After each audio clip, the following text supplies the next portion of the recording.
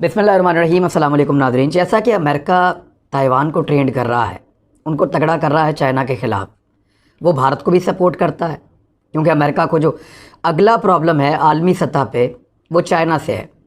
China जमहूरियत में नहीं मानते, चाइना के लोग तरक्की में मानते हैं, चाइना के लोग मानते हैं इस बात में कि इक्वलिटी होनी चाहिए, सबको मौका मिलना चाहिए और बहुत सारी चीज़ों में उनका बिलीफ है, लेकिन वो जमहूरियत के अंदर नहीं मानते। वो ये कहते हैं कि लोगों को डील करने का तरीका हर जगह का एक अलग हो सकता है और अलग-अलग तरीके से आप लोगों को डील भी कर सकते हैं। और कैपिटलिज्म के अंदर जिस तरह से सरमायादाराना निज़ाम में लोगों का इस्तेहसाल होता है, चाइना उसके ख़िलाफ़ भी बात करता है। हालांकि उसने पैसा इसी निज़ाम के तहत बनाया है, लेकिन उनकी नज़रियाती असास अमेरिका से मुख्तलिफ है। अमेरिका और मगरिब इस दुनिया को अपने तरीके से चलाना चाहते हैं।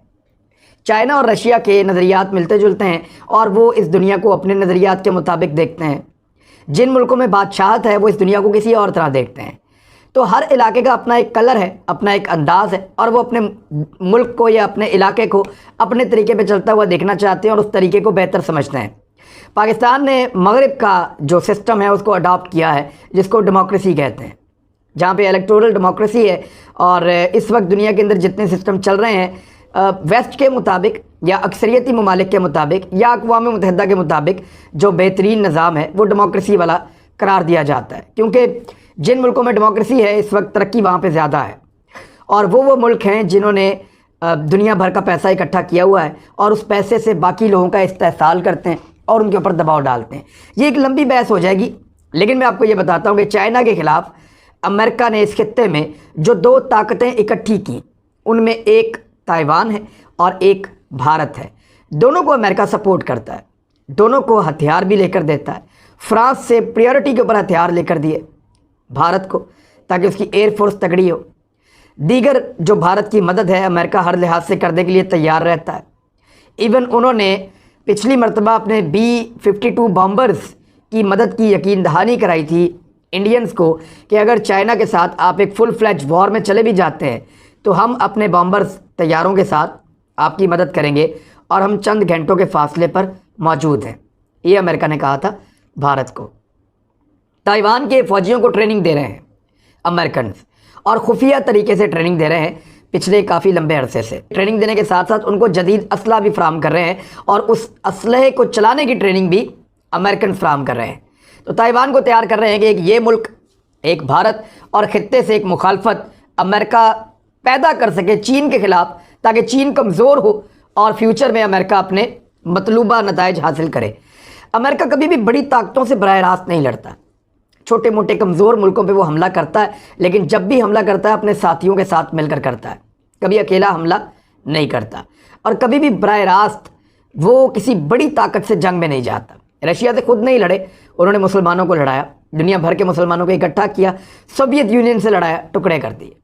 इसी तरह अब वो जहाँ जहाँ गया, अफ़गानिस्तान आया, शाम में गया, इराक़ में गया, लीबिया में गया, हर जगह अपने इत्तेहादियों के साथ गया। चाइना एक बहुत बड़ी ताकत है, अमेरिका उसके साथ खुद बराह रास्त कभी जंग में ऐसे नहीं जाएगा। वो ये चाहेगा कि ताइवान और भारत चाइना को नकेल डालें, उसके लिए मुसीबत पैदा करें, उसके लिए हालात को तंग करें और फिर अमेरिका अगर चाइना के मुकाबले में आए तो एक बहुत बड़ी आलमी फ़ौज के साथ, यानी नेटो जैसी फ़ौज के साथ मुकाबले में आए। अब चाइना चुप बैठने वाला तो नहीं है, चाइना ने बंदोबस्त किया है अमेरिका का और उसने एक बड़ा ख़तरा अमेरिका के लिए भी खड़ा कर दिया है। हुआ क्या है, खबर पढ़ के सुनाऊंगा, आपको समझ आ जाएगी। शुमाली कोरिया में अमेरिका पर एटमी हमले के लिए तैयार करदा मिसाइलों की नुमाइश की गई है। ये अब हुई है, इसकी टाइमिंग बड़ी इंपॉर्टेंट है। शुमाली कोरिया के हुक्मरान किम जोंग ने हथियारों के निज़ाम की एक नादिर नुमाइश का मुआयना किया, जिसमें अमेरिका पर एटमी हमले के लिए तैयार करदा मिसाइल रखे गए थे। हथियारों की नुमाइश की तकरीब से जज्बाती खिताब करते हुए किम जोंग ने कहा कि वो असलहे और टेक्नोलॉजी की मदद से अपनी फ़ौज को अमेरिका से मुकाबले के लिए नाकाबिले तस्खीर बना रहे हैं। किम जोंग ने अमेरिका को जज़ीरा नुमा कोरिया में अदम इस्तेहकाम का ज़िम्मेदार ठहराते हुए इल्ज़ाम लगाया कि अमेरिका के गलत और जानिबदार फ़ैसलों की वजह से खित्ते में कशीदगी पैदा हुई है और कोरियाई अवाम को एक दूसरे के सामने खड़ा कर दिया गया है। अमेरिका बार बार शुमाली कोरिया के साथ दुश्मनी से इनकार करता आया है, ताहम अब तक ऐसा कोई भी कदम नहीं उठाया गया जिससे ये साबित हो कि वो शुमाली कोरिया का दुश्मन नहीं है। यानी वो करता वही सारा कुछ है तो दुश्मन करते हैं। दोस्तों वाली बात अमेरिका में कोई नहीं है, हमेशा हमारे साथ दुश्मनी निभाते हैं, हमारे लोगों को नुकसान पहुंचाते हैं। इसलिए हम अपनी फ़ौज को और हथियारों को अमेरिका के खिलाफ तैयार कर रहे हैं। शुमाली कोरिया के मीडिया की जानिब से जारी तस्वीर में किम जोंग ने सियालबास में सुर्ख कालीन पर ट्रकों पर नस्ब बड़े मिसाइलों और रॉकेट लॉन्चर सिस्टम के साथ चलते हुए ये दिखाया गया है मीडिया में, जबकि जेट तैयारे फ़िज़ा में प्रवास कर रहे हैं। वाज़ेह रहे कि 2017 में शुमाली कोरिया ने बैरुल बर्र-ए-आज़म मार करने वाले 3 बैलिस्टिक मिसाइलों का कामयाब तजर्बे के बाद दावा किया था कि अमरीकी सरजमीन पर एटमी मिसाइलों से हमला करने की सलाहियत अब कोरिया के पास मौजूद है। यानी शुमाली कोरिया एक ऐसा मुल्क बन गया है, यानी रशिया और चाइना को तो आप निकाल दें, लेकिन छोटे मुल्कों में शुमाली कोरिया एक ऐसा ख़तरा बन गया अमेरिका के लिए, जो किसी भी वक्त एक एटमी हमला अमेरिका के ऊपर कर सकता है। अमेरिका पे एटमी हमला शुमाली कोरिया ही क्यों कर सकता है, ये एक बड़ा सवाल है। कभी इसके बारे में आपने सोचा? वो मुल्क कभी भी लड़ाई को उस नहज तक नहीं जाने देंगे जिनके पास खोने के लिए बहुत कुछ हो। यानी चाइना नहीं चाहेगा कि दुनिया में एटमी जंग लड़े या दुनिया एटमी जंग की तरफ जाए या एटमी लड़ाई हो जाए, क्योंकि चाइना एक बहुत बड़ा स्टेक होल्डर है अब इस दुनिया का, और उसके बाद बहुत पैसा है, बहुत मौके हैं, बहुत बड़ी इकॉनमी है, उसके लोग खुशहाल हैं। वो दुनिया को तबाही की तरफ जाता हुआ नहीं देखेगा। अमेरिका भी नहीं चाहेगा, रशिया भी नहीं चाहेगा, दुनिया के जो यूरोपीय ममालिक हैं वो भी नहीं चाहेंगे। लेकिन शुमाली कोरिया की जो हालत है, उसके अवाम जिस तरह ज़िंदगी गुजार रहे हैं, जिस तरह अमेरिका ने उनका नाटका बंद किया है, ये एक ऐसा मुल्क है कि अगर इसके पास एटमी हथियार मौजूद हों तो ये चला भी सकता है। पाकिस्तान के बारे में यही खदशात थे दुनिया को कि पाकिस्तान की इकॉनमी वीक है, यहाँ पे भूख है, यहाँ गुर्बत है, यहाँ बेरोज़गारी है, लोग तंग आए हुए हैं, इनके पास खोने के लिए कुछ बहुत ज़्यादा नहीं है, लिहाजा इनके पास ये हथियार होना बहुत ख़तरनाक है। इसी तरह लोग ईरान के बारे में सोचते हैं। तो शुमाली कोरिया एक रियल थ्रेट है अमेरिका के ऊपर, और जिस तरह ताइवान को अमेरिका चाहता है कि चाइना के खिलाफ एक रियल थ्रेट बनाया जाए, इसी तरह शुमाली कोरिया अमेरिका के लिए एक रियल थ्रेट है। और उसके हथियार या उसके बैलिस्टिक मिसाइल वो दुनिया के वाहिद ऐसे मिसाइल्स हैं जिनसे अमेरिकन फ़ौज डरती है। उनकी टेक्नोलॉजी इस नौइयत की है कि अमेरिकन रेडार या अमेरिकन एयर डिफेंस सिस्टम उनको डिसीव नहीं कर सकता, उनसे बच नहीं सकता। इनके हथियार ख़तरनाक हैं, ये अमेरिका पे एटमी हमला कर सकते हैं, और अमेरिका को दुनिया में सबसे बड़ा ख़तरा और सबसे ज़्यादा ख़तरा इसी मुल्क से है।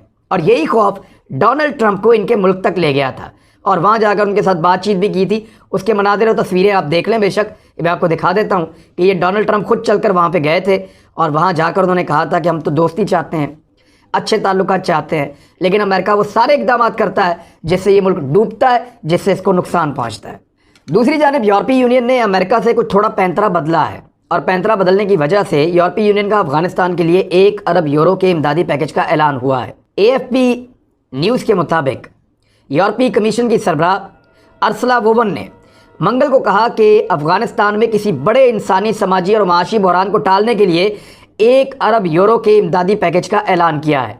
यूरोपीय यूनियन की जानिब से फौरी इमदादी ज़रूरियात को पूरा करने की गर्ज से 300 मिलियन यूरो की रकम का ऐलान किया गया था, जिसमें 250 मिलियन यूरो की इजाफी इमदाद का वादा G20 ममालिक के सरबराही इजलास में किया गया था।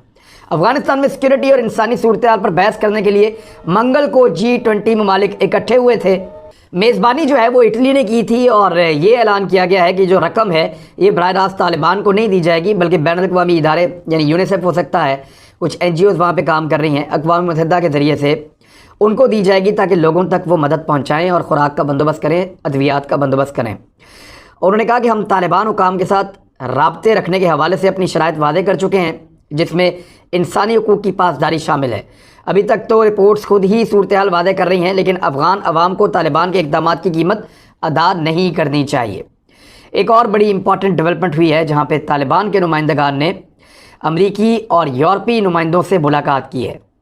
अफ़गान तालिबान ये चाहते हैं कि हर हाल में उनका पैसा रिलीज़ किया जाए और उनके ऊपर से पाबंदियाँ ख़त्म की जाएँ और उनको तस्लीम किया जाए, ताकि वो यकसू होकर अफ़गान अवाम के लिए काम कर सकें।